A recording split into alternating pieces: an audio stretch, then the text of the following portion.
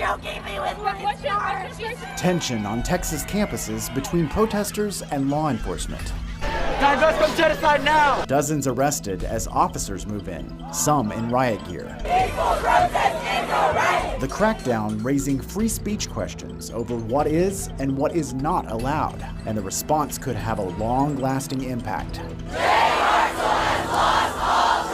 Who are the protesters and what do they want? And why is it fueling this forceful response? The deployment of this type of force is used when there is intelligence that there are threats to the university. Today we take an in-depth look as Texas campuses brace for more conflict. What happens here changes the world. Let's make it for the better. Produced from the Capitol in Austin and airing statewide, this is the award-winning State of Texas. Hello, and thank you for joining us for this special edition of State of Texas. I'm Josh Hinkle, and this week we're coming to you from the University of Texas at Austin campus. We're on the South Lawn near the tower, and this has been the scene of pro-Palestinian protests that led to conflict and arrests. We told you last week about the protests. This week brought an escalation both from protesters and the officers ordered to move them out. Ryan Chandler looks closer at the clash on campus. Arrests and unrest as UT battles with protesters for a second time. Dozens detained as DPS troopers try to remove an encampment on UT's South Lawn. Once they sent all the police and everything here is when the crowd really started to form. The university warned students to disperse or be arrested for trespassing and disorderly conduct. The demonstrators defiant, linking arms as they're forcibly removed one by one, many carried out by their arms and legs. They're choking me with my scars. UT says they're trying to keep campus safe and orderly as students study for finals. The disorder escalating. Pepper spray and flashbangs ring through the crowd. By 5, the police had left and protesters returned to the place they started. I don't think the students are leaving anytime soon, and I think they're completely entitled to stay there. It's their campus. Ryan joins us now. These protests have sparked controversy nationwide, but the protesters here at UT are asking for a very specific list of demands, right? They are, and it's been interesting to see how those demands have evolved over just the last 10 days. It started initially as a protest over the war in Gaza, and it certainly still is, but now it has rallied an even larger section of the campus community over what they see as violations of free speech. The demands are in 4 parts. The first one is divestment from Israeli assets by the University of Texas. Now, to make a very complicated issue brief, it is these protesters' belief that UT has a financial role in the war in Gaza through investments in certain weapons manufacturing companies through the system-wide endowment. There is some money in companies like Lockheed Martin, Raytheon, things like that, and they believe that the university should have no financial stake in those companies, and they're calling to remove those investments from the fund that powers the entire system. The next 2 demands deal with academic and legal immunity from prosecution or disciplinary action for their protests, whether they were arrested for them or not. And then the 4th is the resignation of President Jay Hartzell. This comes as about 600 faculty members sign a letter of no confidence saying that they can't trust President Hartzell anymore to protect students both physically and in their rights to free expression. Of course, there's no indication that Hartzell is even considering doing that, but that is what these students are asking for. Well, you've been speaking with students and university officials all week. How is the administration really responding to those demands? I don't think the demands are being taken seriously at all. I mean, if you just consider divestment, there are certain legal, political, and financial barriers that would make that nearly impossible to do. The university is trying to impress upon the public that these are not students who are protesting in good faith, but they are in large part outside agitators or what they call professional protesters who have come in trying to disrupt campus and really take over this South Lawn like we've seen happen at Columbia or Yale or USC.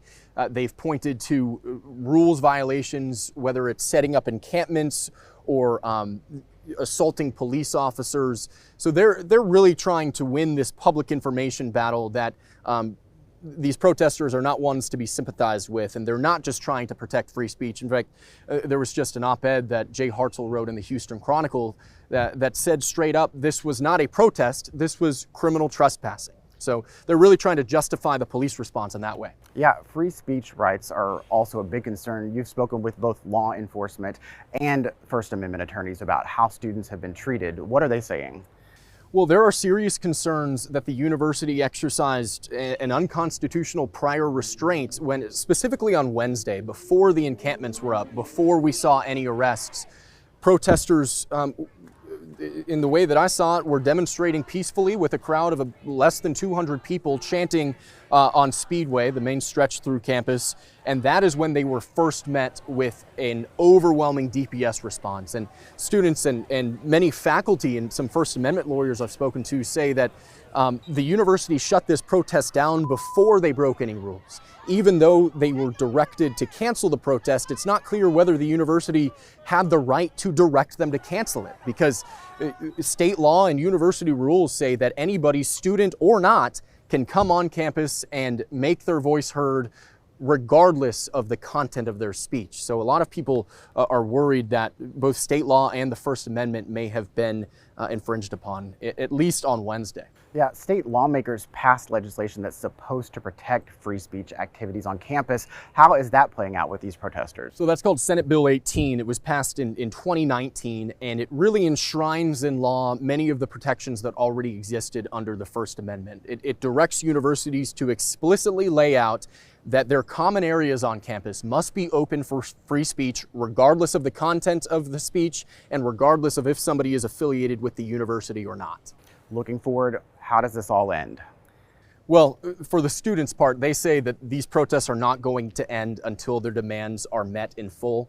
I think I can say pretty objectively that their demands are not going to be met. So I think the most immediate concern for the university is graduation. Graduation ceremonies are coming up this weekend, and I asked the protesters point blank, do you plan to protest graduation? Their response was no comments. So we'll be watching to see how that plays out and how the university responds if they need to farther. Definitely. Thank you very much, Ryan.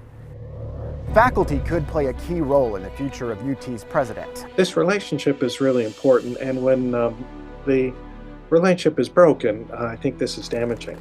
We look at the potential impact of a signed statement of no confidence on university leadership. Plus, promises of more protests come amid questions about the police response, the calls for change, and the show of support ahead on this special edition of State of Texas.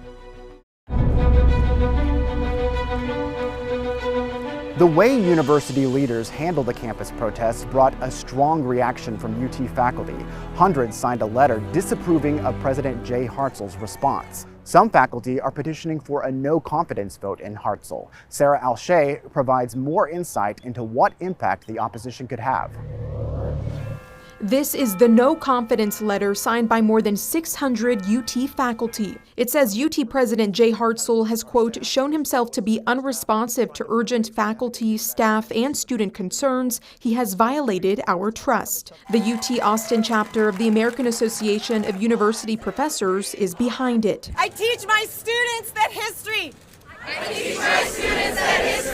does not happen on its own. Several of the group's members attended a pro-Palestinian protest Thursday, speaking out against Hartzell for the heavy law enforcement presence and arrests of protesters. The letter sent to both Hartzell and the university's faculty council says the president put students, staff, and faculty in danger by bringing state troopers to, quote, forcibly disperse students gathering for a peaceful teach-in. I have no doubt that it's very uncomfortable for a president to get these kinds of statements. Texas State political science professor William DeSoto says no confidence votes don't carry any legal or official power to remove officials, but studies show they can lead to change. The Chronicle of Higher Education looked at more than 230 no-confidence votes dating back to 1989. They found a little more than half of presidents ended up leaving office within a year. Ultimately, it speaks to the relationship between faculty and the president. When the relationship is broken, I think this is damaging. Sarah Alsheh, State of Texas. You heard Sarah mention that more than 600 faculty members signed the no confidence letter. For context, the university has 3,000 teaching faculty. We reached out to the university asking for President Hartzell's response to the letter. He declined to comment. The force used to stop protests here at UT is higher than what happened at other schools in Texas. So what's different? We examined some of the factors shaping the response. And a journalist arrested while covering the protest. We look at why the charges against him are sticking while others had theirs dropped.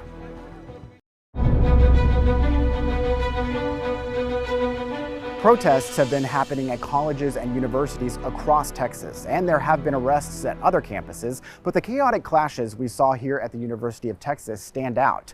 Our Capitol correspondent Monica Madden digs into the police response at UT compared to other universities.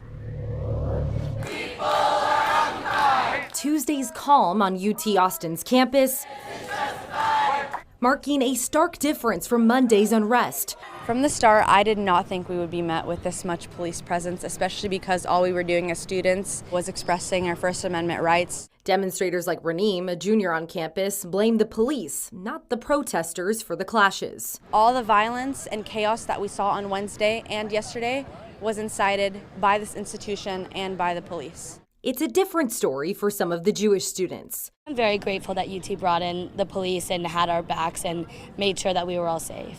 Saying police prevented escalation and encampments, which are in violation of UT rules. A lot of the stuff that's happening at other schools just goes untouched. Protests like these have popped up on other state campuses around Texas, but didn't incite the same response. We asked law enforcement experts why. The law enforcement officers or agencies want to be involved in it right away, but they do need to plan and be prepared. Dr. Roy Taylor, the chief of Capitol Police in Raleigh, says it's a delicate balance of being prepared but not escalating. We start out with officers in regularly attired uniforms so that we're not escalating the situation. We're not coming in full riot gear and armored vehicles. Experts say it can be a combination of factors, but a university memo we obtained showed they wanted significant police presence in order to prevent the chaos that we're seeing on other campuses across the nation. Local advocates say officers did what was necessary. The deployment of this type of force is used when there is intelligence that is gathered, again, mostly open source,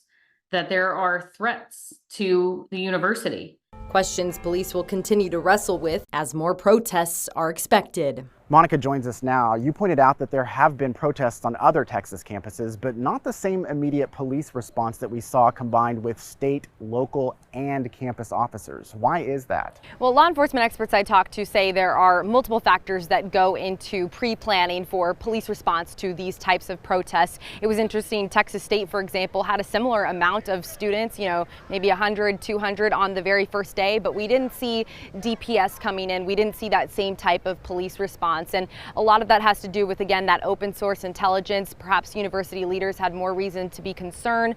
A university memo that we obtained showed that the university was concerned about this and asked for a significant police presence on day one with DPS. So I think part of that is due to the fact that they were looking at, what was going on campuses in other parts of the nation, like Columbia, for example, and perhaps did not want things to spiral out of control, and having that police force from the start might have prevented it from getting worse. At least that's what we can assume from having that police presence early on.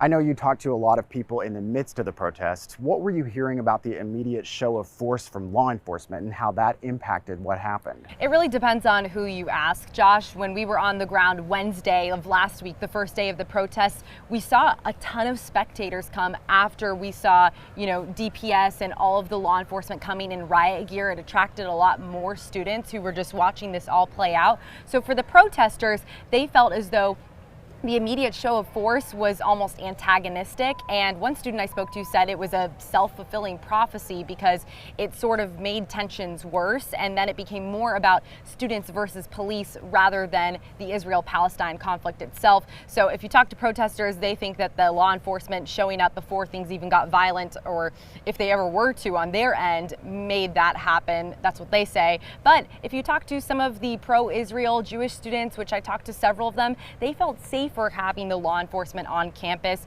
They felt, though, if the law enforcement didn't come, they thought it would get out of hand anyway. So a lot of them were thankful for DPS and thankful to the university and the governor for how they handled that situation, saying they felt that the police presence made it so it did not escalate further into, again, what you see at other universities across the country right now. All right, Monica, thank you very much.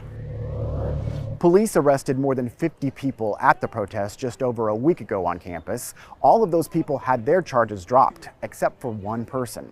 A journalist working to capture video of the protest found himself arrested and accused of assaulting an officer. Investigator Matt Grant looks closer at the case and the response. Has this ever happened? No, it's never happened to me. You know what I mean? I was just covering things. Did you tell him you were the press? Yeah, I told him that I was the press. This one says I was hitting an officer. I was not hitting nobody. It's been more than a week since Austin photojournalist Carlos Sanchez was handcuffed while on the job live streaming the protests for Fox 7. You can see him here on the right side of your screen, camera rolling, when he's tossed backwards by DPS troopers and arrested. He was charged with interference and misdemeanor assault, increased from criminal trespass and booked into jail. The only arrest of dozens on April 24th to not have charges dropped. We have a constitutional right to be on the ground, to be the first witnesses in the rough draft of history so that we can keep the public informed. Just let us do our jobs. The arrest has sparked condemnation from more than 40 journalism and press freedom organizations. One of the fiercest critics is the president of the Society of Professional Journalists, Ashanti Blaze Hopkins. She worries this will have a chilling effect on journalists covering protests. We are watching. And we are not going to stand for any journalist's First Amendment rights being trampled on by any law enforcement agency. It's not right. According to the arrest affidavit, DPS reviewed body camera footage and accused Sanchez of criminal negligence, disobeying repeated commands to disperse, and intentionally lunging at a trooper at least 2 times, striking him with the camera between his lower neck and head area. His attorney denies that, saying he inadvertently bumped into the trooper, saying in a statement, "We look forward to someone taking an unbiased look at the evidence and exonerating Mr. Sanchez. That may ultimately occur with a jury." And so you have someone who has a 15-pound camera on his shoulder. His eye is in the eye scope. He can barely see what's going on around him. By the way, he's live streaming. I don't know a lot of people who want to intentionally, especially if they're a journalist, be filming live the action of committing a crime. It just doesn't make any sense. And another organization, the Freedom of Press Foundation, says DPS should be ashamed, quote, of its anti-press antics. You and I have both covered protests, and as you know, journalists have a First Amendment right to be the public's eyes and ears. What does DPS have to say about the accusations this arrest violates the Constitution? Well, DPS says it understands a journalist's rights to cover events. It says it works to protect those rights and to ensure that state law is followed. They say that they are, though, doubling down that this was an assault. That's what they're claiming, and ultimately it's going to come down to a jury to decide what actually happened. All right, Matt, thank you very much. The protests here and around the country are getting attention from lawmakers. Coming up, we look at how a bill in Congress could create a new way to crack down.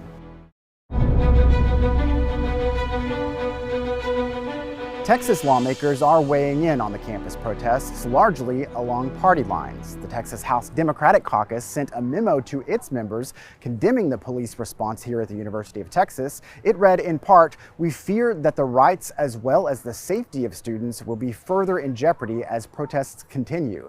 State Senator Sarah Eckhart was here on campus during Monday's protests. The Austin Democrat told us the response went too far. It appears to be an overreaction that is escalating the circumstance. I came today to see if I could be a helpmate in de-escalating the circumstance on both sides, frankly.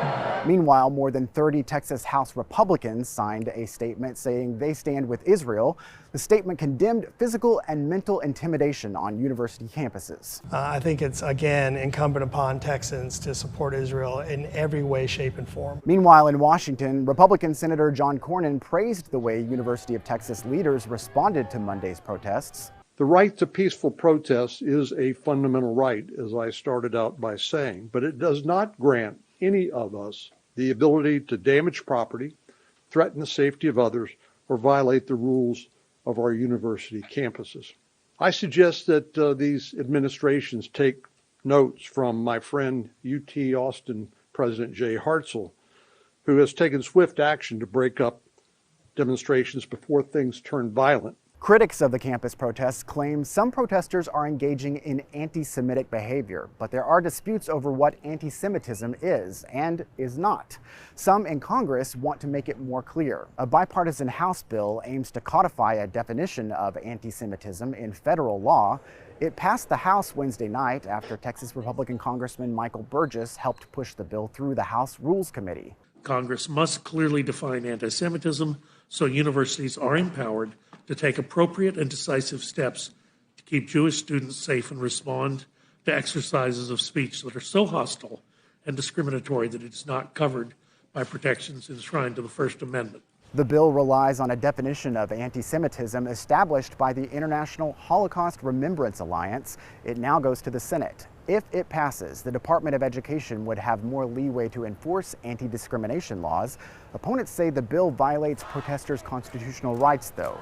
Supporters believe the measure gives college administrators something they need at a critical moment. Thank you again for joining us for this special edition of State of Texas. I'm Josh Hinkle, and we'll be back next week to bring you an in-depth look at Texas politics.